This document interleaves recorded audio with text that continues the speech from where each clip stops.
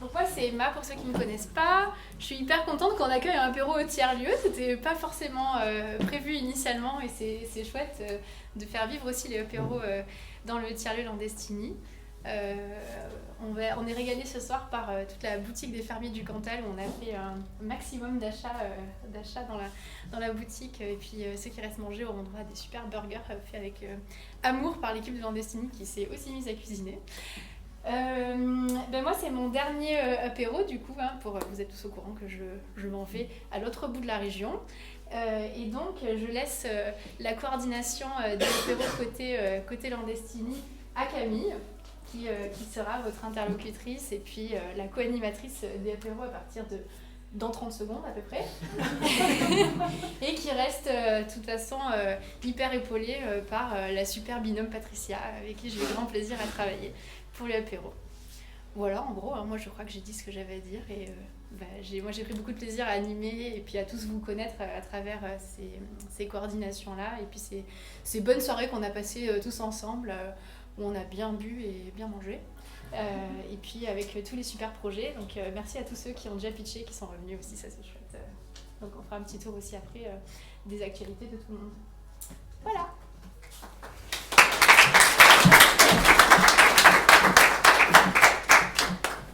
Eh bien, bienvenue à tous. Dans la lumière. Bienvenue à tous, justement, pour ce premier apéro au tiers-lieu. Je suis ravie aussi que ce soit mon premier et que Emma m'ait fait confiance pour prendre sa suite. Vraiment, c'est un grand honneur. Donc voilà, je vous souhaite une excellente soirée. On va vous présenter les 4 pitchers qui seront présents ce soir. Donc, Fanny Nicoloso qui va entamer les hostilités, suivie d'Éléonore Monnier qui est juste là. Ensuite, on aura les fermiers du Cantal, un nouveau format avec Véronique Sachi qui est restauratrice, donc qui n'a pas pu être là ce soir parce que nous sommes jeudi soir. On va essayer un petit format vidéo. Et enfin, on terminera par Héloïse Fontaine qui est au fond et qui présentera Step One et son nouveau projet Step One. Voilà, super. Impeccable, t'as tout dit. Bon, super, effectivement, en tout cas, c'est cool de pouvoir continuer cette aventure apéro avec Camille. Bon, c'est vrai qu'Emma, j'avoue, c'est un petit crève-cœur quand même de ne pas t'avoir avec nous après, mais c'est comme ça. Écoute, en tout cas, moi je te souhaite devant tout le monde, effectivement, une bonne continuation dans tes nouveaux projets et dans ta nouvelle vie, entre guillemets, en Savoie. Et voilà, on commence donc les apéros avec Fanny. Voilà.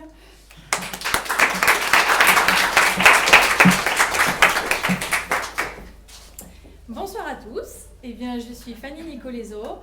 J'ai toujours été entrepreneur au travers de différentes entreprises. Donc, j'ai une agence événementielle, j'ai eu différents e-commerce autour du mariage et ce soir je viens vous parler de mon nouveau projet Plop. Plop, qu'est-ce que c'est ? Ce sont des planches de motricité fine en bois pour les enfants à partir de 10 mois. C'est des planches qui sont co-conçues avec des professionnels de santé, avec des ludothérapeutes, une psychomotricienne et aussi une ergothérapeute qui m'aide donc à faire de ces planches un outil pour les enfants et notamment pour les enfants dyspraxiques. C'est un outil qui pourra servir à terme aussi pour les personnes âgées en maison de retraite qui ont besoin de retrouver des facilités dans leur gestuelle, dans les gestes du quotidien. D'où vient le projet ? Tout simplement, la nounou de mes filles utilise beaucoup de ces planches-là et m'a demandé un jour de lui créer un adaptateur pour qu'elle puisse poser 2 petites planches sur un grand bac Ikea, parce que c'est du Ikea Hack et que ces planches-là sont adaptées sur les bacs Ikea.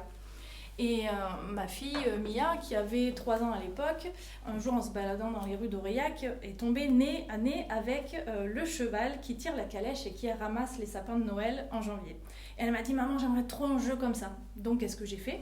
Je lui ai créé une planche avec le cheval qui ramasse les sapins de Noël tirés par la calèche. Et puis la deuxième de mes filles m'a demandé, forcément, à l'image de son doudou panda, un jeu avec le panda. Donc j'ai développé petit à petit plusieurs planches, vous l'aurez compris, inspirées par mes filles. Donc ces planches ont différentes technicités. Donc celle-ci, par exemple, c'est pour travailler le transvasement. Donc à l'aide d'une petite spatule que j'ai pas du tout là, on vient récupérer donc des éléments naturels pour les mettre dans les différentes formes et recolorier le panda. Par exemple, sur la planche à fente, l'idée c'est d'arriver à attraper les petits sapins, les remettre dans les trous. Et une fois qu'on le met dans la fente, évidemment il ne va pas passer, ça fait plop. Voilà, donc ça c'est l'idée un petit peu des planches, c'est de travailler vraiment ce côté motricité. Et donc aujourd'hui, je lance une campagne Ulule pour m'aider à financer le projet et à faire certifier ces produits pour pouvoir après les commercialiser un petit peu partout. Donc n'hésitez pas, de l'autre côté sur la table, il y a un QR code avec le lien vers la campagne Ulule. Donc si vous voulez soutenir notre projet pour aider une petite entreprise cantalienne à se développer au niveau national.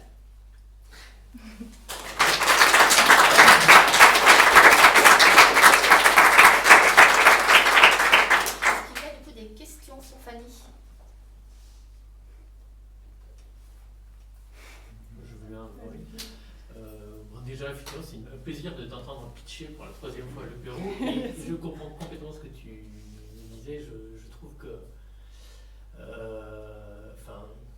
je trouve qu'il y a un gros potentiel. Donc déjà, j'adhère complètement à ce projet. Et je voulais savoir, justement, en termes de distribution, est-ce que tu as pensé à quelque chose ou est-ce que c'est déjà un peu anticipé?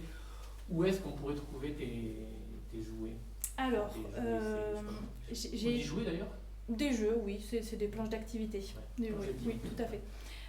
Alors, je vais avoir un site internet donc pour commercialiser mes produits, mais l'idée c'est de faire appel à des revendeurs, donc dans des boutiques qui ont un peu les mêmes valeurs de travailler le bois, des jeux en bois surtout. Et après, l'idée c'est aussi de proposer ça donc à plus grande échelle et d'aller voir les magasins de jouets directement. Donc là, je suis en contact avec le directeur de Jouet Club d'Aurillac, qui est prêt à tester mes produits dès qu'ils seront certifiés. Et ensuite, pourquoi pas accéder aux centrales d'achat pour que ce soit accessible à un plus grand nombre. Voilà, c'est l'idée. C'est pour ça que je veux que ce soit certifié, puisqu'aujourd'hui, ça existe déjà. Sur Etsy, on peut trouver ces planches-là à pas cher. Mais c'est des artisans qui font ça dans leur garage avec une petite machine chinoise. En termes de qualité, il n'y a rien de sécurisé, rien du tout. Alors que moi, c'est un travail tout manuel. C'est poncé, c'est verni avec des vernis à l'eau, donc vraiment certifiés aux normes jouets. Et ça va passer en laboratoire. Justement, la campagne Ulule va me permettre de faire certifier et de faire passer en laboratoire tous mes jouets pour m'assurer que ce soit 100% sécuritaire. Voilà, c'est l'idée. Les planches sont fabriquées où? C'est toi qui les fabriques? C'est moi qui fabrique. Je conçois les designs sur l'ordinateur et ensuite j'ai une machine laser et je travaille avec ma machine dans mon atelier sur Aurillac. Voilà.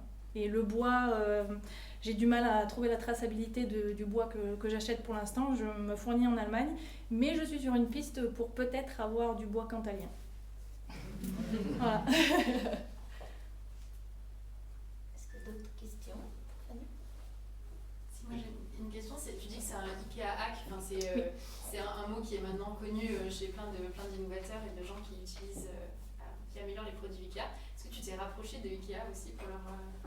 C'était ma première démarche. En fait, j'ai contacté même une entreprise qui fait du IKEA hack, qui refait les façades de portes de chez IKEA. Et je leur ai demandé en fait comment ils font, est-ce qu'ils ont un partenariat avec IKEA ou pas. Et ils m'ont répondu qu'ils ont envoyé je ne sais pas combien de demandes, qu'ils n'ont jamais eu de retour. Et qu'en fait, peu importe ce qu'on fait, IKEA s'en fout parce qu'on n'est qu'un petit grain de sable dans leur gros engrenage et que ça fait plus de pub pour eux qu'autre chose. Donc en soi, ils s'en foutent un peu. Donc ça leur fait de la pub, ils sont contents. Et éventuellement, ils pourraient être distribués, tu penses Je sais pas, j'ai plus peur qu'ils me squeeze et qu'ils rachètent l'idée et qu'ils le produisent eux, parce que ça pour eux c'est tellement facile, parce qu'ils ont tout le bois. Il faut savoir que 90% du bois de bouleau que j'utilise vient de Russie et le reste vient des pays nordiques, donc de chez Ikea. Voilà. Oui, j'avais la même question justement sur la protection de l'idée. Comment faire? C'est compliqué. Ça Je peux pas le protéger parce que ça existe déjà, donc j'ai déjà déposé tous mes dessins pour au moins protéger ça. Mais après, malheureusement, je peux pas protéger plus que ça, puisque encore une fois, ça existe déjà. Voilà. Et j'ai une question sur la scalabilité aussi. Imaginons, je crois vraiment fort à ce potentiel de ça. Et du coup, imaginons que tu dois en vendre, que tu passes, c'est un gros succès. Et ta campagne Ulule fait plus 5000%, tu dois en fabriquer des milliers ou des centaines. Comment tu fais? Alors, je suis sur le coup pour faire sous-traiter une partie de la production à tiers dans une entreprise qui fait de la coutellerie et qui a aussi les mêmes machines que moi et qui travaille le bois comme moi, donc qui est capable de le faire. J'ai après quelques contacts à droite à gauche d'entreprises qui utilisent des machines laser et qui seraient capables de m'aider, mais vraiment ponctuellement. Et après, si vraiment ça marche et que ça cartonne, j'achète des machines et j'embauche à fond, quoi. C'est l'objectif, hein. C'est vraiment l'objectif, rêver. Mais non, j'essaye vraiment de garder la production de toutes mes planches. Mais je suis consciente que j'ai une très petite capacité puisque je peux actuellement produire que 6000 planches à l'année. Et là, le fait de vernir les planches et de les poncer moi-même, ça me rajoute énormément de manutention. Donc je sais que j'ai une très petite capacité de production, mais l'idée, voilà, c'est de m'adosser avec d'autres entreprises qui sont capables de le faire aussi avec moi pour m'aider sur des gros volumes en attendant que je décolle et que je puisse embaucher. Voilà. Et du coup, combien tu la vends la planche? Et grâce au bootcamp, je suis en train de retravailler sur la fixation du prix. Et normalement, les planches seront aux alentours de 20 €. T'en as que 2 là pour le moment ou t'en as d'autres? Elles sont cachées. Ah, d'accord. J'ai plein de planches différentes, j'en ai 6 au total. Donc ça, c'est la planche recette. Là, c'est encore une technicité puisque l'idée, c'est de venir planter la petite recette avec à l'intérieur les ingrédients. Donc avec les chiffres à travailler. Et ensuite, l'idée là, c'est de travailler aussi la mémorisation, puisque les enfants pourront, à force à terme, à force de suivre la recette, se dire ok, d'abord je mets ça, d'abord celui-ci, après cet ingrédient-là. Et dessus, il y a vraiment écrit la recette. Donc les enfants pourront aussi apprendre à faire la recette eux-mêmes. Ça, c'est la recette du mug cake. C'est quelque chose de très facile, un enfant de 4 ans peut le faire. Donc ça veut dire que tu as quand même des planches qui sont à 10 mois et d'autres un peu plus... Tout à fait, oui. Ça, c'est la planche la plus élaborée que j'ai faite pour des enfants, on va dire, à partir de 4 ans. Et après, il y a la classique avec les formes qu'on trouve déjà un peu partout. Et celle-ci, c'est une planche multi-jeu. Là, on peut vraiment l'utiliser comme on veut. Donc moi, je le propose avec des pailles. Donc on peut juste pour apprendre à mettre les pailles. Après avec un lacet, on peut apprendre à faire ses lacets dessus. Enfin, c'est vraiment un multi-jeu et ça plaît beaucoup aussi aux professionnels parce que du coup ils peuvent l'utiliser de différentes manières. Voilà. Mais tu donnes une sorte de mode d'emploi de ce qu'ils peuvent en faire ou... Oui, alors l'idée c'est de faire déjà une petite carte à cette image-là. Donc ça c'est la recette du mud cake. Mais l'idée c'est de mettre à côté de chaque planche une carte comme ça avec au moins l'histoire, le storytelling de chaque planche, de pourquoi je l'ai créé, dans quel but. Et pour des planches multijeux comme ça, de mettre toutes les possibilités, comme une petite notice, d'avoir toutes les idées en fait pour le faire. Et après, dans l'idéal, faire des petits tutos sur le site internet pour montrer tout ce qu'on peut faire avec les planches. Oui, tu peux générer même une sorte de communauté pour avoir toi d'autres choses qui se d'autres partagent. idées, oui, c'est ça. C'est l'idée. J'ai encore une question. Est-ce que tu as exploré les cibles plutôt adaptabilité, ergonomie ou handicap? J'imagine qu'on peut faire du braille sur ces planches-là, qu'on peut faire plein de choses. Même, j'imagine, les gens en convalescence d'AVC qui apprennent l'appréhension chez les adultes et tout ça. Tu as exploré tout ça, tout ce qui est le volet plus handicap et puis même, je sais pas comment on appelle ça, réhabilitation santé. Tu diras les bons mots tout à l'heure. Voilà, tout ça. C'est en cours, c'est pour ça que je dis que les planches sont co-conçues avec des professionnels de santé, parce que vraiment l'idée c'est que ce soit eux qui m'apportent leurs besoins, leurs demandes, et que je puisse créer des planches qui soient adaptées à ce qu'eux ils ont besoin en séance. Voilà, c'est vraiment l'idée. Donc moi je suis pas du tout issue du milieu médical, socio-médicaux, donc du coup c'est pour ça que je m'appuie avec des professionnels. Mais oui, après là, je vais avoir vraiment 2 cibles entre guillemets, donc vraiment la première cible des enfants quelconques, et ensuite me spécialiser sur le côté médical. Des cabinets quoi. Oui, voilà, pour que ce soit vraiment un outil ludique pour eux, que ce soit adapté dans leur séance. Mais comme je connais pas trop encore ce côté-là, je m'appuie sur leurs demandes. Voilà. Une dernière question avant qu'on change de pitcher? Non, bien joué Léona. Merci beaucoup Fanny. Merci beaucoup.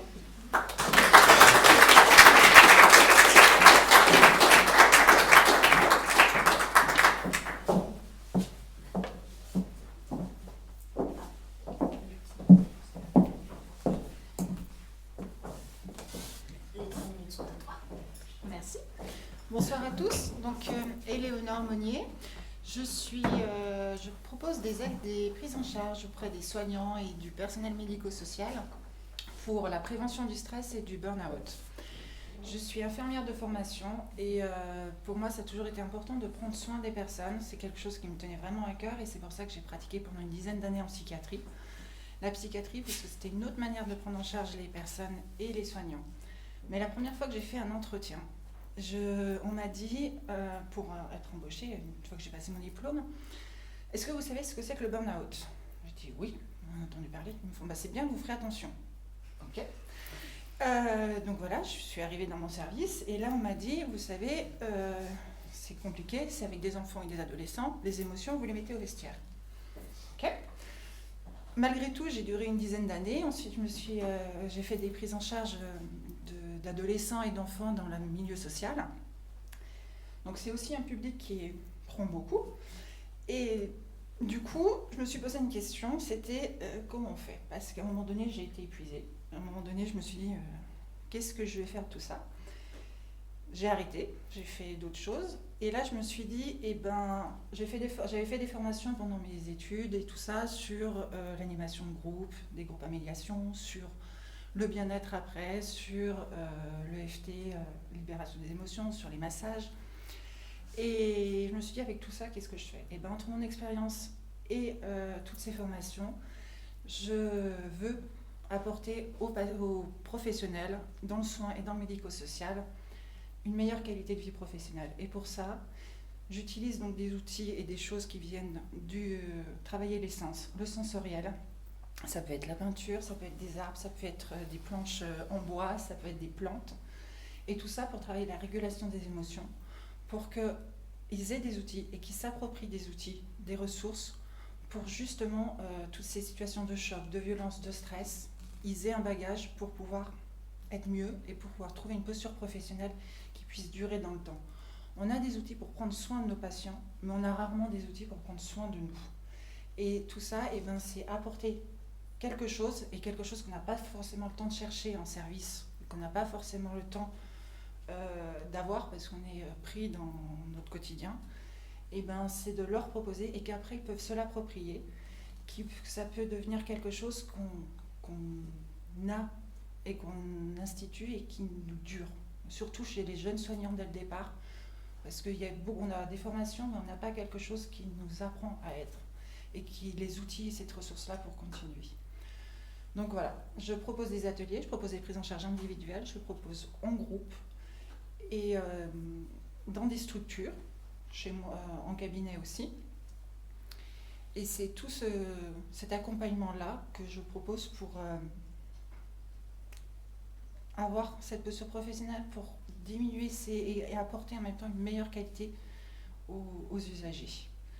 Donc j'ai été très contente d'être ici et je suis toujours à la recherche de personnes qui peuvent m'indiquer, puisque je viens d'arriver dans le Cantal, des professionnels qui sont dans le soin ou dans le médico-social pour avoir des pistes pour explorer ce qui se fait actuellement et ce qu'il y a comme structure, mais également de toutes personnes qui sont intéressées pour ces structures, qu'on puisse échanger et travailler dessus. Merci beaucoup.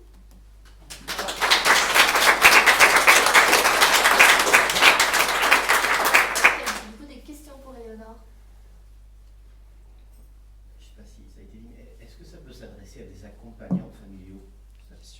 À tout aidant. Voilà, je le propose particulièrement aux personnes dans le soin et dans le médico-social, parce que c'est des domaines que je connais, mais les aidants, c'est tout à fait pareil, bien sûr, puisque c'est vraiment comment se garder une posture et comment se préserver et comment prendre soin de soi, prendre soin de ceux qui soignent. Et soigner, c'est un vaste mot qui peut englober beaucoup de choses.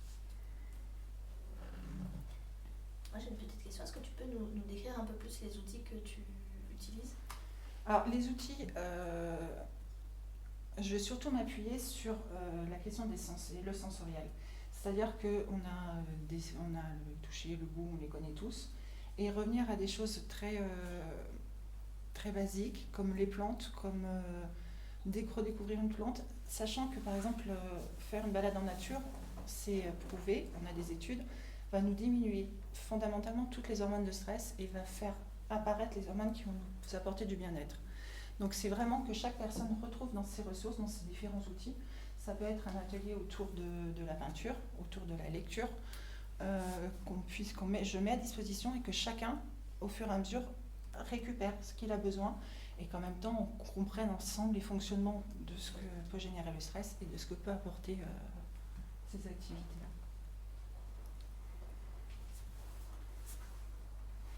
Juste pour savoir, en fait, ce sont les gens qui viennent individuellement en fait, au cabinet ou Il y a les deux choses. Je propose en établissement des ateliers, donc c'est ce que je suis en train de développer, et un suivi aussi pour ceux qui veulent en titre individuel en cabinet. Moi, je voulais savoir comment ça s'articule avec les pratiques de supervision, d'analyse de pratique justement. Alors, Comment est-ce que ça peut l'analyse faire ça se marie très bien, parce que l'analyse de pratique, et je l'ai pratiquée pendant quelques années en tant qu'usager, on va travailler sur une problématique d'un patient, on va travailler sur un positionnement professionnel et on va travailler sur son histoire pour essayer de trouver une solution soignante à une problématique. Ici, c'est comment l'émotion et comment nous-mêmes, dans la situation, comment le stress, il impacte sur nous et comment on peut avoir des outils simples qui vont amener à gérer. Mais je ne vais pas impacter sur la prise en charge du patient en disant il a cette problématique-là. Ça, c'est l'analyse de la pratique. La supervision d'équipe, ça va aussi fonctionner sur un autre mode qui va être de retravailler sur des fonctionnements professionnels.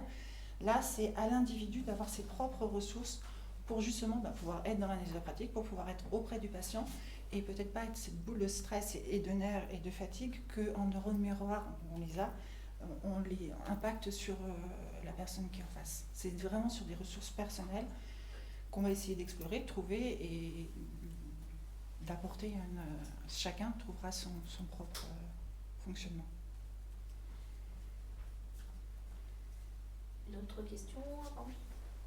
Et moi, je veux bien savoir quand tu interviens dans un environnement de groupe, donc, dans un établissement, est-ce que tu pourrais nous expliquer comment ça se passe, par exemple, je sais pas combien de temps ça dure, ou le nombre de personnes que tu peux accompagner en même temps, le dérouler un petit peu Alors, je peux accompagner entre 6 et 8 personnes.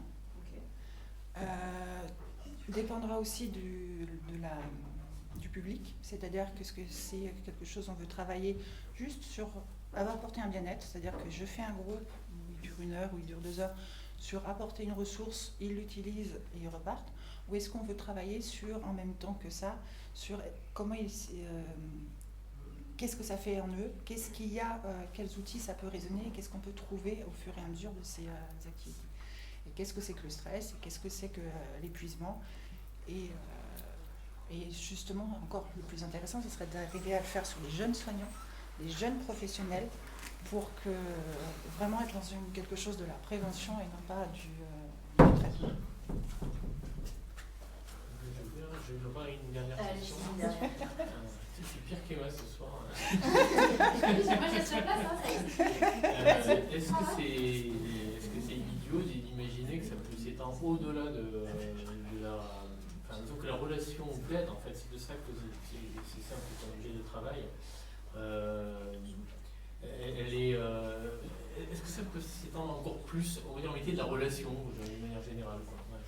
Attends, on l'a fait bosser pendant des mois et des mois pour cibler des cibles D'accord, qui ok. vont précisément pour se développer J'allais commercialement. dire, Et là, vous êtes mais ça peut commencer dès l'enfance. C'est une praticité qui peut commencer dès l'enfance. Il y a des méthodes comme la philosophie Montessori qui se mettent en place sur déjà la question du sens, des sensoriels, de la coopération. Et tout ça, ce sont des éléments sur lesquels je défends et qui ont les études qui montrent que c'est utile et que ça sert. Donc, bien sûr que ça peut s'étendre à tout public. J'ai choisi là pour cibler mon public et pour également prendre un public où j'ai plus d'affinité, de connaissances, que je peux comprendre la situation et en même temps peut-être en discuter de manière plus simple. Mais bien sûr que c'est des outils qui sont ouverts et qui seraient encore mieux si c'était beaucoup plus démocratisé. Une très bonne réponse, bravo Emma. Et du bon boulot. on travaille cette question de cibler des clients en particulier liés à ton réseau professionnel passé, justement pour davantage avoir des facilités à démarcher des premiers clients parce que Oui, tout à fait. mais Dans une effectivement logique quand ça s'applique entrepreneuriale, après, c'est totalement évident. Moi, je rêvais un peu, je me permettais de rêver. Génial. Donc tous au cabinet des départ. Super, merci beaucoup Éléonore. Avec plaisir, merci à vous. C'est passe au fermier du Cantal qui disposeront d'une minute supplémentaire, 4 minutes, On est chronométré. pour leur pitch, parce qu'ils sont deux. Bonjour à tous. Bonsoir. Donc moi, je m'appelle Martin Jvelec. Donc je suis maraîcher bio. Je suis maraîcher bio sur la commune de Vézac, à côté d'Aurillac. Mais avant d'être maraîcher, j'ai été chimiste. J'ai fait de la recherche en chimie organique. J'ai cherché un travail plus concret, plus terre à terre, et je me suis orienté vers l'horticulture. Donc en 2010, j'ai créé mon exploitation horticole. En parallèle, il y a 5 ans, je me suis diversifié et j'ai mis en place un atelier de maraîchage en agriculture biologique. Et depuis cette année, je suis uniquement maraîcher bio à 100%. Pour en revenir au magasin, donc au moment de la rénovation de la chambre d'agriculture, il y avait un local qui était disponible, qui n'avait pas de fonction. Et de là est venue l'idée de promouvoir les produits fermiers locaux. Donc il y a un groupe de producteurs qui s'est positionné pour monter un magasin de producteurs. Et donc celui-ci a été créé en décembre 2022. En fait, on s'était dit que il y a bien le marché couvert le samedi matin sur Aurillac pour proposer des produits fermiers. Mais un magasin de producteurs permettrait aux habitants du centre-ville et aux personnes qui y travaillent d'avoir des produits locaux et fermiers tout au long de la semaine. Donc le magasin, on a mis un peu plus d'1 an et demi à le monter. Donc il a été créé en décembre 2022. Pour cela, on a eu des subventions du conseil départemental et de la région à hauteur de 40%. Et pour le monter, on a fait appel uniquement à des fournisseurs locaux. Le magasin est une SAS, on est 10 associés, dont je suis le président, une première pour moi. À l'heure actuelle, il y a une 50aine de producteurs qui vendent sur les fermiers du Cantal. Donc les associés effectuent des permanences pour faire vivre le magasin. Mais on avait également besoin d'une personne pour le gérer. Et donc pour cela, on a embauché Marion Cubiez depuis l'ouverture. Oui, alors Marion. Donc moi j'ai découvert les circuits courts après mes études en marketing. Je venais de déménager sur Annecy. Je recherchais du travail et comment manger de bons produits locaux. J'ai réussi à trouver le boulot qui réunissait les deux. Donc c'était une application pour développer les circuits courts sur le bassin annécien. Ensuite, j'ai voulu aller un petit peu plus sur le terrain, faire du maraîchage, de la nuciculture, de l'élevage de canards. Et puis, j'ai travaillé en magasin de producteurs également à côté de Grenoble. Et un jour, mon compagnon m'a dit « Ah, j'ai vu un super reportage sur le Cantal, ça a l'air assez bien là-bas. » Donc, on a pris la voiture, on est venu et on est tombé sous le charme. Et nous voici du coup arrivés à Aurillac.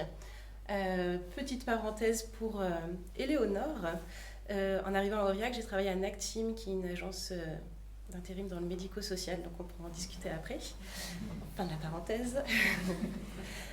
Et donc du coup, un jour, je suis tombée sur une offre d'emploi pour travailler au magasin Les Fermiers du Cantal. J'ai eu la chance d'être la personne choisie. Donc moi, je m'occupe plutôt de la vente, la logistique, un petit peu de communication et la relation client. Je m'assure que vous ayez tout ce qu'il faut en alimentaire pour faire vos courses avec des produits d'ici. On a également des cosmétiques et des semences potagères. Donc le magasin continue d'évoluer, on a des nouveaux produits, des nouveaux producteurs qui nous rejoignent et vous pouvez suivre tout ça sur les réseaux sociaux, sur Facebook notamment. Merci beaucoup.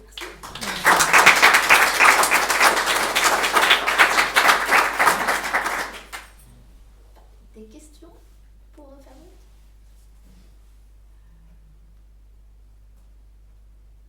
C'est ouvert tous les jours C'est ouvert du mardi après-midi au samedi matin. On a laissé des petits flyers à l'entrée, je crois, pour que vous ayez toutes les informations sur le magasin. Pour l'instant, ça marche. Ça fait combien? Ça fait 1 an que c'est lancé? Là, ça fait 8 mois, mais oui. Ça marche bien, on est en constante évolution, augmentation. Il faut juste comprendre où est votre local.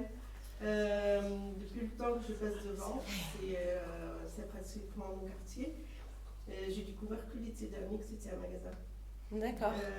On essaye d'améliorer la visibilité de l'extérieur. Parce que c'est un quartier administratif et du coup on a l'impression que c'est un bâtiment administratif. En voyant le logo, je me suis posé la question plusieurs fois et j'ai fini par comprendre au mois d'août au festival. Alors, je me suis attardée devant et je me suis dit finalement c'est le fameux magasin. Tout simplement.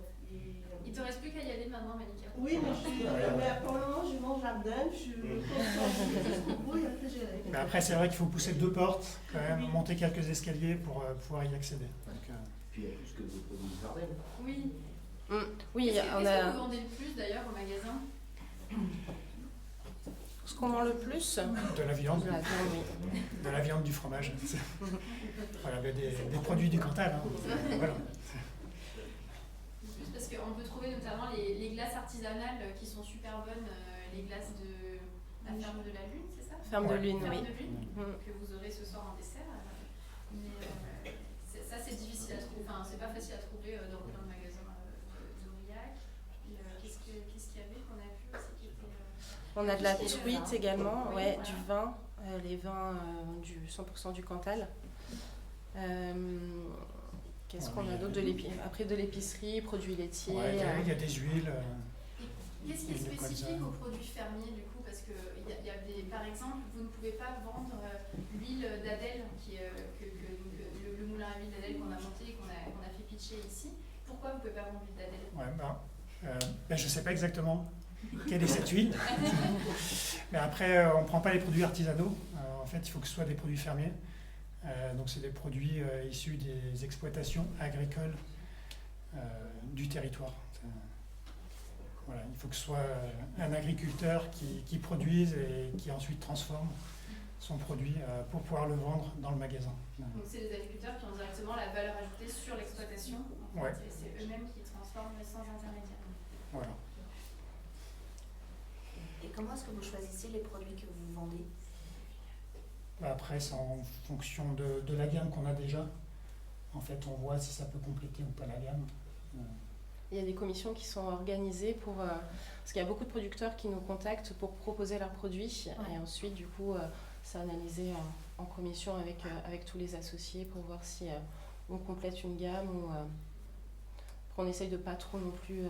il ne faut pas qu'il y ait 10 producteurs qui fassent exactement la même chose, parce que de toute manière, personne ne vendra et ce ne sera pas intéressant. Voilà, et après, il y a des produits, aussi bien des produits bio que des produits conventionnels. On peut trouver les deux, mais par contre, c'est local. Et toi, Martin, c'est pas ton seul canal de distribution? Tes produits maraîchers, tu les vends via d'autres circuits aussi? Oui, je suis sur le marché couvert d'Aurillac le samedi matin. Il y a le drive fermier également. On commande les produits sur Internet jusqu'au mercredi soir minuit et on les récupère le vendredi après-midi sur Aurillac. Voilà. Et puis je travaille aussi avec la Biocup.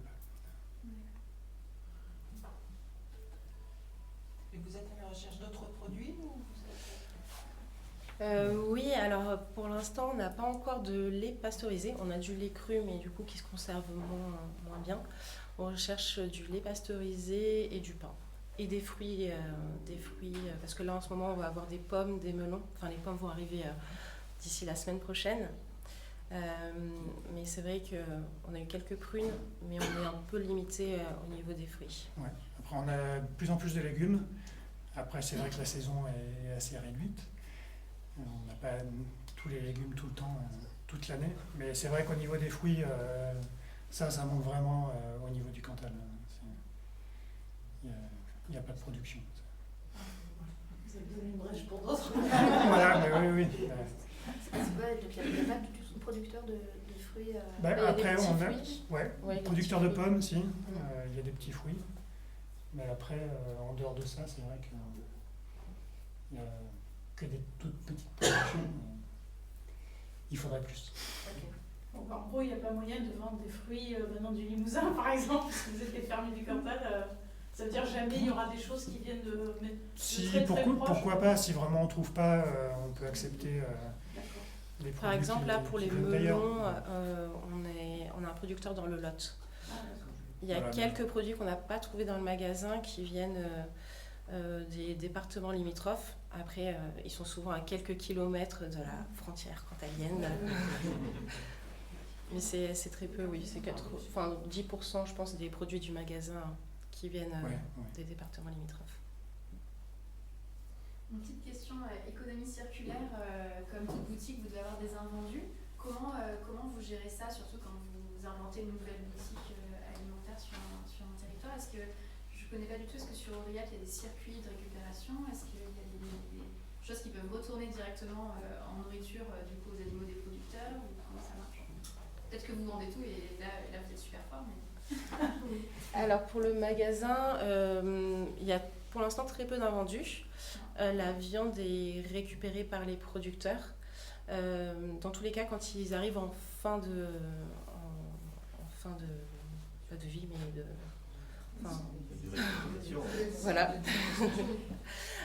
On fait souvent des petites promotions pour permettre aussi à d'autres personnes d'en acheter ou de découvrir le produit.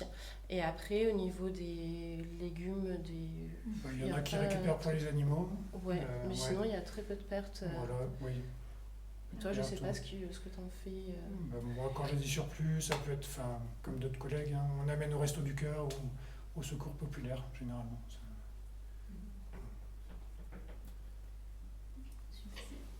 Et au niveau du prix par rapport au commerce local, bon, le marché couvert aussi bien que c'est pas local, donc quand on trouve oui bon local bon après c'est peut-être pas aussi un cercle aussi court que vous. Personnellement, il y a des prix qui me freinent à l'achat. Par exemple, 1 kilo de tomates à 7 €, ça c'est même pas dans mon budget. J'ai de la sorte, j'ai un jardin, donc j'en profite au maximum. Mais si j'avais acheté des tomates qui viennent d'ici, par exemple, j'ai vu passer des prix à 7 € le kilo. Je me suis dit, waouh, mais quel budget il faut avoir pour acheter 1 kilo de tomates à 7 €. Du coup, vous, comment vous situez à ce niveau-là? Qui sont, par exemple, vos tarifs de base? Alors, pour que ça m'incite à venir faire mes courses chez vous. Alors, pour répondre, en ce moment, le kilo de tomates, par exemple, pour l'exemple du kilo de tomates, en ce moment, il est à 2,50 € pour les tomates rondes au kilo. Ouais. En conventionnel. En conventionnel, oui. Après, moi, je suis plus élevé.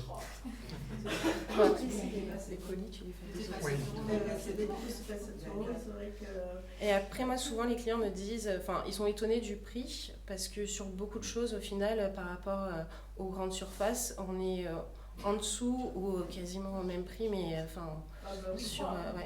Non, mais c'est intéressant de savoir parce que personnellement, quand je vis dans une grande surface, je refuse j'ai un tarif de base à ne pas dépasser. Parce que pour moi, c'est logique, on ne paye pas.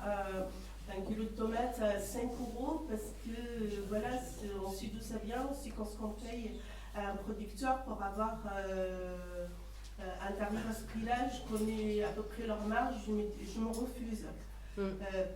Vis-à-vis du producteur, déjà parce que je dis il est payé au rabais et eux, vu la marge qu'ils se font, je refuse l'acheter. Et je me rabats sur le plus en plus local. Et quand je découvre 7 € le kilo, surtout le prix que j'ai vu, ça venait d'une association qui a des jardins publics ici, et je me dis waouh, c'est même pas dans mes rêves d'acheter des tomates un jour à ce prix-là, parce que je me refuse. Et si vous me dites que votre tarif de base est à 12,50 €, moi je viens demain. Avec grand plaisir. Ça vous à quelle heure, 9h30. Je vous attends à 9h30. C'est les horaires classiques d'un magasin, c'est-à-dire du 9h30 jusqu'à 7h. Oui, on est ouvert de 9h30 à 13h et ensuite de 15h à 19h. Ah oui, donc c'est ça. Merci d'avoir fermé plus tôt ce soir, du coup. Alors, il y a une productrice, une associée qui est venue me remplacer. Super. Est-ce que derrière vous, ce sont les photos, parce que je vois du coup la ferme du boss, c'est le loup-parou, donc on mettra dans les burgers tout à l'heure, parce qu'ils font super bien comme fromage. Martin, on te reconnaît, donc on va manger tes tomates et je crois que c'est ta salade aussi, si je me trompe pas. Tout à fait, oui. Et au milieu, du coup, c'est notre producteur de steak haché ou j'ai l'impression que... Oui, vous avez très bien choisi. Pur hasard. Pur hasard. Bravo. Voilà, très bien choisi. Voilà. Alors on va manger le fruit du travail de ces personnes-là tout à l'heure. Merci beaucoup.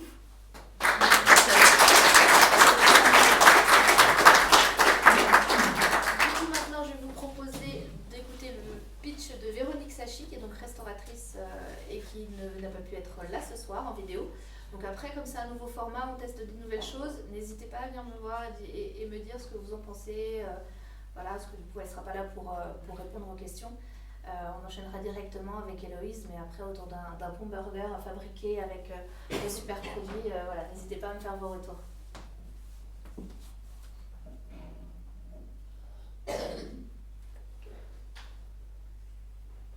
Entre-temps, vous pouvez poser une dernière question.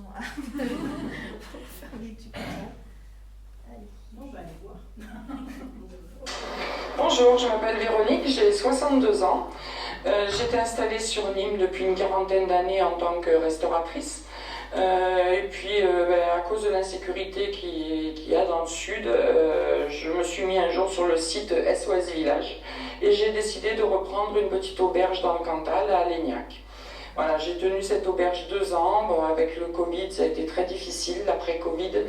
Et je n'ai donc pas renouvelé le bail de cette auberge l'année dernière. Ensuite, j'ai voulu reprendre quand même un commerce. J'ai trouvé ce petit local à louer sur Morse. D'où l'idée d'en faire une crêperie, parce qu'il n'y en avait pas. J'ai fait le tour un petit peu des restaurants qu'il y avait dans le coin. Il n'y avait pas de crêperie et puis j'aime bien travailler la crêpe. Et pourquoi restaurant brocante? Parce que j'avais pas les moyens de meubler mon local. Donc j'ai pris un petit peu tout ce que j'avais sous la main, mes restes de l'auberge, mes meubles personnels. Et je me suis dit, je vais faire du dépareillé et puis on va vendre et réutiliser tous les meubles qui sont dans mon garage. Voilà, donc je suis partie sur ce principe. Une fois que j'ai eu cette idée, je me suis rendu compte que je n'étais pas la seule. Il y en a une petite dizaine en France, apparemment. Et ça commence à fonctionner. J'ai déjà renouvelé 2 ou 3 fois mon mobilier depuis un mois que je suis ouverte. Quelquefois, les gens partent avec 4 couteaux. L'autre jour, on m'a demandé 2 petites tasses, des cuillères en argent. Donc, je vais essayer de chiner au maximum et de remplir un petit peu cette salle de restauration avec des objets vintage, anciens. Ce qui est dans l'air du jour, puisque les gens n'ont plus les moyens pour quoi que ce soit, donc on essaie de réutiliser les objets au maximum. Voilà mon concept, donc j'espère que ça va plaire, en tout cas ça commence à plaire, je commence à être connue un petit peu, et puis on va développer tout ça. Voilà. Petite précision quand même, on l'avait tourné au mois de mai, donc entre-temps l'été est passé, il y a eu Elle a dû changer encore 10 fois de mobilier. Probablement, voilà, elle a changé plein de fois son mobilier. Et où est-ce qu'on peut la trouver à Morse? Elle est à Morse, alors pour ceux qui connaissent un petit peu, c'est l'ancienne halte paysanne et sinon c'est vraiment autour de ville, juste à côté, voilà, elle a ce petit local là. Et donc ça s'appelle Au peu cher. Il y a du sucre.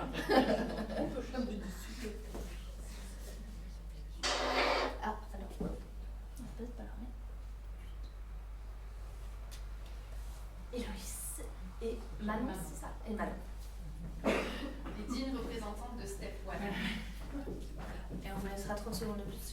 J'ai lancé par inadvertance le chronomètre. Alors, Manon a la charge de reconstituer en même temps que je parle. Attention si elle fait des bêtises. Alors, hop. Je ne sais pas si vous êtes dans le champ du tout. C'est pas grave, vous rapprocherez. Donc, bonjour, je suis Héloïse Fontaine. Je gère la société Step One qui est basée à Aurillac depuis 2019. Et nous avons un concept qui est la fabrication de produits d'hygiène et de détergents sans poudre à reconstituer chez soi avec de l'eau potable, selon un brevet d'invention que j'ai déposé en avril 2017. Donc le principe est très simple, de la poudre, de l'eau du robinet, un flacon, vous mettez la poudre dans votre flacon, vous mettez l'eau du robinet, vous agitez et vous avez votre produit. On a commencé en 2019 avec le gel douche, on a continué avec le shampoing, après on a eu le gel lavant-main pendant la pandémie, le gel lavant corps et cheveux, le gel nettoyant visage, le déodorant qui est une innovation de formulation puisque dans un déodorant normalement on n'a pas d'eau, mais nous on utilise de l'eau, donc 6 grammes de poudre dans un flacon Roll-On bille qui est rechargeable et qui permet en fait de reconstituer son déodorant. Alors fort de tout ça, eh bien, on s'est dit on a la gamme hygiène, on a quand même une gamme hygiène presque complète et il nous manquait le dentifrice. Alors le dentifrice, ça y est, il va sortir la semaine prochaine, donc je vous montre en avant-première. Et là se posait une autre problématique sur le dentifrice, c'était de savoir si on y mettait du fluor ou on ne mettait pas de fluor. Alors effectivement, ça c'est un débat, je ne suis pas dentiste, je suis ingénieur chimiste, donc j'ai écouté les gens du métier et j'ai tranché, j'ai choisi de ne pas mettre de fluor, qui était parfois surdosé et qui était un risque pour les enfants et les adolescents notamment. Et donc j'ai choisi de l'hydroxyapatite. L'hydroxyapatite a un taux d'usage de 10%, a exactement les mêmes propriétés anti-caries. Par contre, il faut qu'il y ait ce taux d'usage-là. Donc il y a 10% d'hydroxyapatite dans notre produit. Les Japonais et les Allemands l'utilisent déjà de manière très courante, avec des excellents taux, j'allais dire anti-caries, comme nous avec le fluor d'ailleurs. Voilà, donc Step One, c'est quelque chose qui existe depuis 2019, c'est plus de 250 revendeurs sur le sol français, c'est 4 distributeurs étrangers, c'est plus d'un demi-million de doses déjà produites. Donc effectivement, on est une start-up qui fonctionne déjà bien. Notre principe maintenant, c'est d'aller encore plus loin. On fait beaucoup de fabrication à façon et on propose aux autres industriels en fait d'avoir, j'allais dire, notre produit à leur disposition pour leurs propres produits. C'est comme ça qu'on fait de l'hygiène vétérinaire, par exemple, des shampoings pour les animaux, des gammes spécifiques de shampoings dans d'autres pays étrangers et on est au fur et à mesure en train de développer la gamme. Donc elle vient de finir, je pense, le dentifrice, donc rapprochez de moi, n'hésitez pas maintenant, et de voir, voilà, ça va vous faire un dentifrice comme cela. Donc effectivement il est plus fluide et vous allez en mettre beaucoup moins sur votre brosse à dents, c'est peut-être pas intuitif comme un tube, enfin, vous en avez plus l'habitude des tubes, et là vous aurez exactement l'équivalent d'un tube de dentifrice, sauf qu'il vous durera à peu près 2 fois plus longtemps, avec effectivement le même usage sur votre brosse à dents. Je laisse parler Manon 2 secondes, parce qu'en fait on fait 2 beaux salons, et si vous voulez nous y rencontrer, c'est le moment. Voilà, donc effectivement, vous pouvez venir nous rencontrer, partager avec nous vos questions, échanger et découvrir nos produits sur 2 salons. Le premier, ça sera à Porte de Versailles pour le Made in France qui se déroule du 9 au 12 novembre. Et le second, ce sera fin novembre, du 24 au 26, au Grande Halle à Clermont-Ferrand pour le salon Origine Auvergne. Donc on espère vous voir nombreux pour faire vos petits achats de Noël et pour échanger avec nous. Voilà.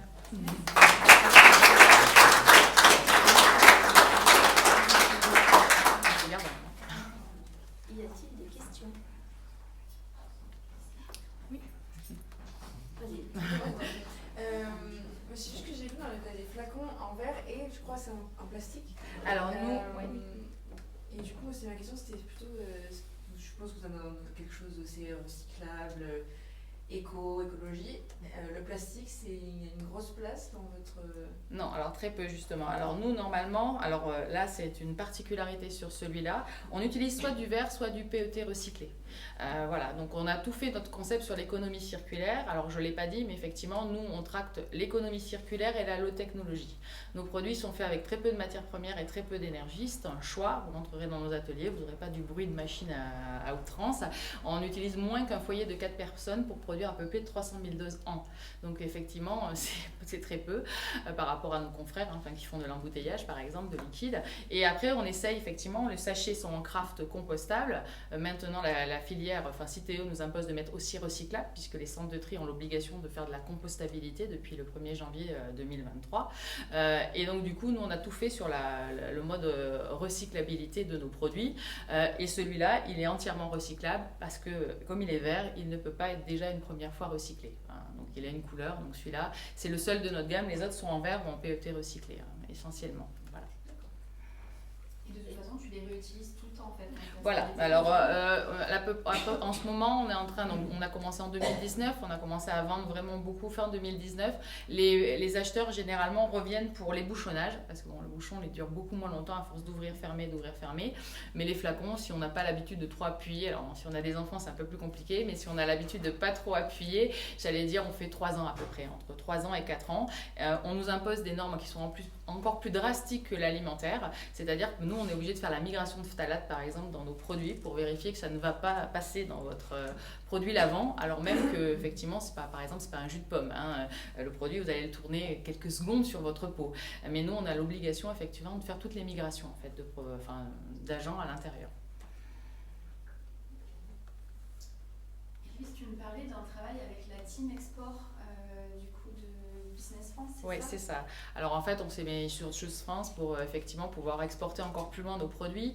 Alors moi, je ne suis pas trop pour l'export à long terme. Effectivement, aujourd'hui, on travaille avec l'Asie. On a beaucoup de demandes de l'Asie, on a des demandes du Canada. Mais nous, notre but quand même, puisqu'on est en train de breveter la chaîne de production, c'est à un moment donné de vendre notre concept de chaîne avec nos formules à des pays étrangers pour qu'ils le fassent au plus près du consommateur. On va essayer quand même de rester logique parce que si nos produits font le tour de la planète, même s'ils sont légers, ça n'a pas vraiment de sens écologique. Donc pour l'Europe, il n'y a pas de sujet. À la limite, on continue à faire des palettes et on a beaucoup d'exports puisque nous, c'est quand même 60% d'exports. On est presque, par exemple, plus connu. Le déodorant est plus connu en Suède que chez nous. Donc voilà, effectivement, nous, on est fabricants, donc on a moins le temps de faire cet aspect marketing, on va dire, qu'eux qui n'ont que le marketing à faire. Mais vraiment, le but du jeu, c'est à terme d'avoir des petites usines avec notre concept et notre chaîne dans d'autres pays pour produire à côté du consommateur.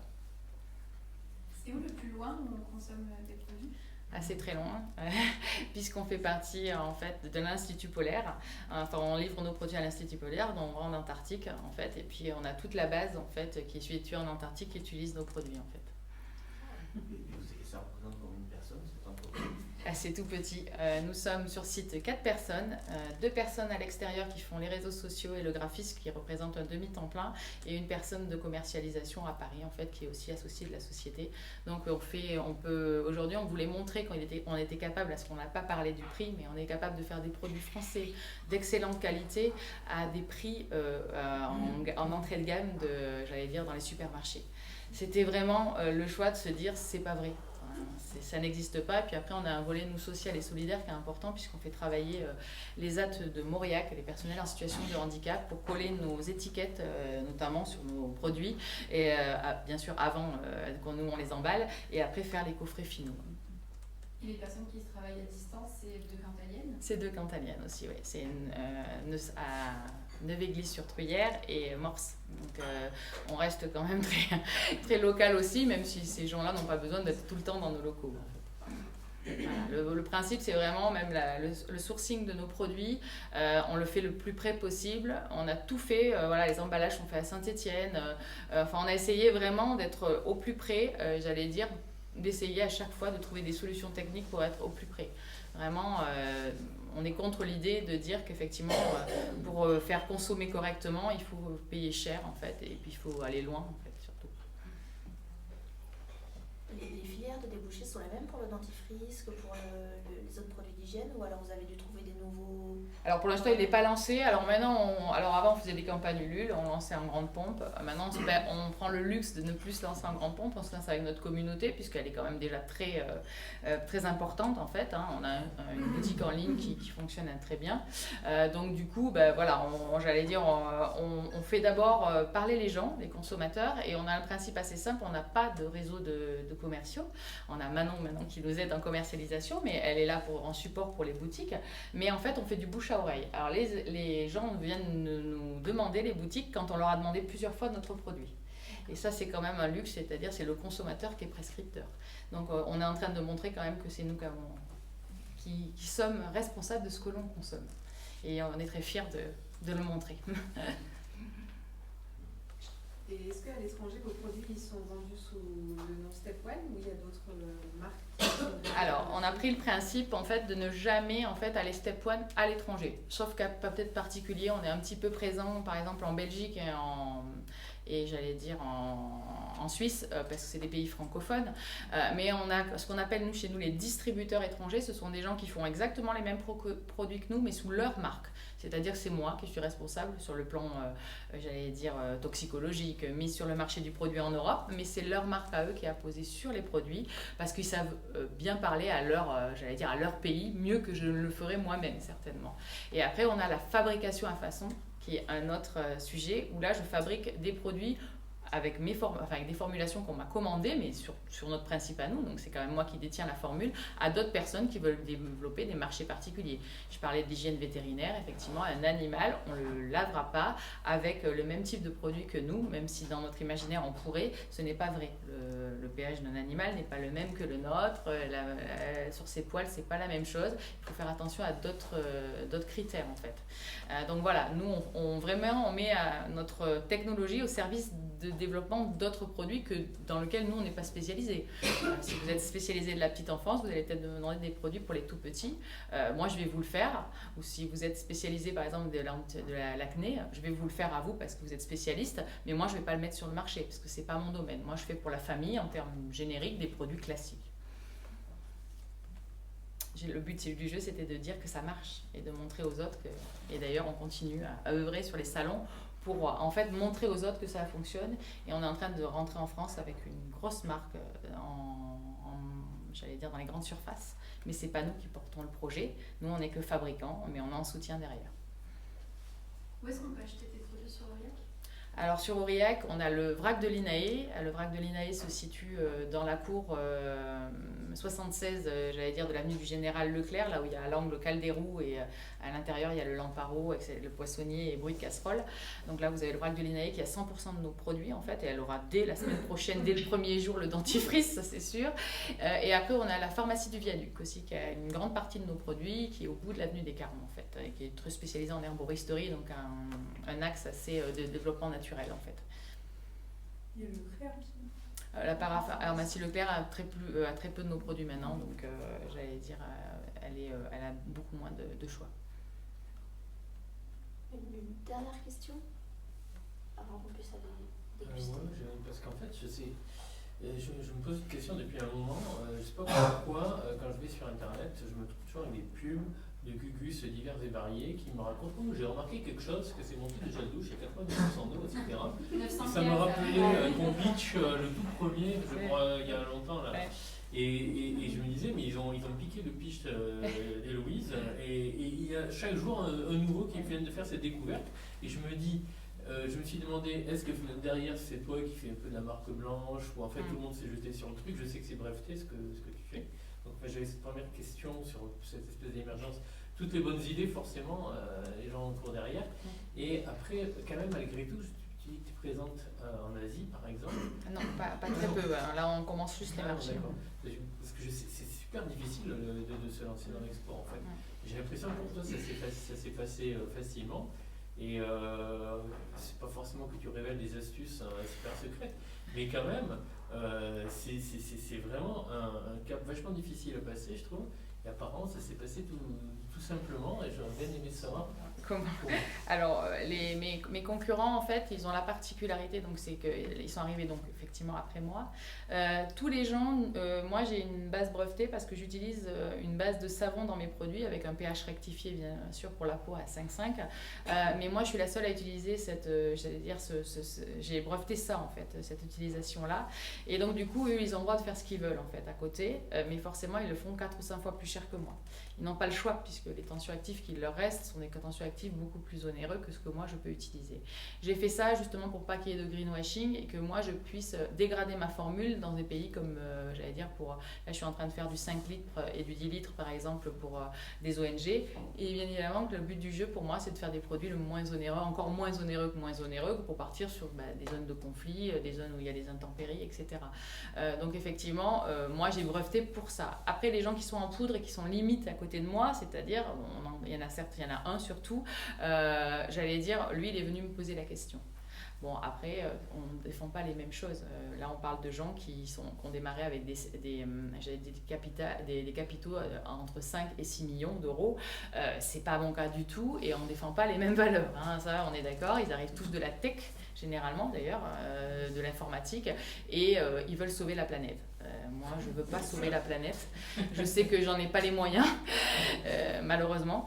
Mais je sais par contre que je peux faire changer, et j'ai fait changer une partie de la réflexion des gens sur le sujet.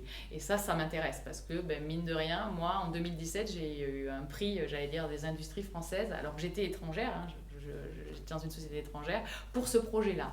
Et en 2017, ça n'a fait aucun impact médiatique, les gens n'étaient pas prêts. J'étais précurseur, j'ai attendu un peu et quand je me suis lancée, ça a fonctionné. Mais voilà. Après, pourquoi l'export? Alors après, je dirigeais une société étrangère. Je n'oublie pas que j'étais de l'autre côté et que moi, je fabriquais pour revenir en Europe. Donc, j'ai une grosse habitude de faire de l'export. Donc, effectivement, quand moi, j'ai des gens qui viennent, j'ai tendance à aller regarder mes petits camarades tout autour qui sont plus éloignés de moi. Et je trouve parfois que c'est plus simple d'aller chez les anglo-saxons, etc., que d'aller dans mon propre pays parce qu'ils ont une culture qui n'est pas la même que la nôtre, quand même. Et que du coup, ils sont toujours wow, c'est amazing. Enfin, ils ont des étoiles dans les yeux quand on leur parle d'un produit et ils le vendent vraiment avec leur cœur. Là où nous, on a de la réticence parce qu'on ne sait pas si ça va être bien accueilli, etc. Ils ont plus cette foi du développement et cette envie d'essayer. Même si ça ne marche pas, on essaye et on a la niaque, etc. Nous, on est toujours un peu plus sur la réserve. Moi, le premier que j'ai rencontré ici était quelqu'un qui a regardé mon business plan et qui m'a dit « Non, mais vous n'arriverez jamais à faire ça, quoi ». Et j'arrivais moi d'un endroit où je faisais vivre 40 personnes, j'avais l'habitude des gros chiffres et je me disais, pour moi je voulais prendre 0,001% du marché, je me disais j'ai pas l'impression d'être quand même très gourmande et donc du coup voilà, c'est pour ça qu'en France on a toujours ce critère d'être un petit peu plus et je suis allée spontanément vers eux et par exemple le déodorant en fait qu'on voit ici en fait il a été sur Kickstarter par mon correspondant suédois et il a récolté, alors lui il n'a pas le même, il a un roll-on breveté avec de l'aluminium et à l'intérieur une capsule en silicone qui contient, c'est la Rolls du déodorant pour mettre mon produit quand même à l'intérieur et il a levé 400 000 €. Donc voilà, dans une campagne d'un mois. Donc c'est pour dire que dans ces pays-là, c'est waouh, tout de suite, ça prend de l'ampleur. Et il a livré 20 000 déodorants. Donc voilà, j'allais dire, voilà, nous, on a peut-être moins cette énergie-là. Donc effectivement, on a tendance à aller à l'export, même si on essaye maintenant de faire revenir en France quand même l'idée et de se dire c'est un peu dommage d'être plus connu ailleurs que chez nous en fait. Voilà. Mais bon, les autres, ils sont aussi valables. Hein. Enfin, la plupart fabriquent en France. Il n'y a pas de souci de mes confrères. Mais c'est vrai qu'ils n'ont pas du tout le même budget et ils ont surtout vendu leur société une grosse part, ils ont levé des fonds importants en fait, ce que je n'ai jamais fait pour être indépendante. Merci.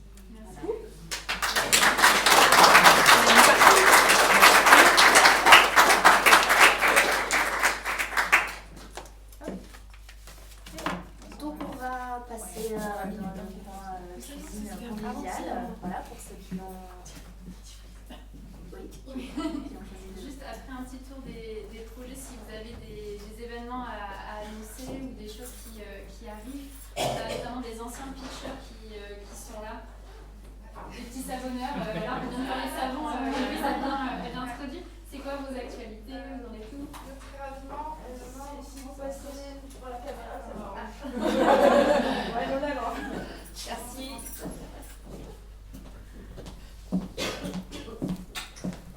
Bonsoir à tous. Bonsoir. Juste pour vous informer qu'on sera sur le salon de l'habitat de demain à lundi. Donc nous, c'est les Johan et Clio. Les petits savonneurs, on avait pitché en janvier dernier. Décembre. Ouais, décembre, janvier. Et on fait des produits d'hygiène et soins dès la naissance. Voilà. Et donc on s'est lancé il y a 1 an et demi maintenant, un peu moins d'1 an et demi. Donc on poursuit notre développement. Et on essaye de se recentrer davantage sur la vente en ligne et sur la vente dans les salons en vente directe en fait, parce qu'on s'est rendu compte que c'est ce qui fonctionnait le mieux. Et voilà.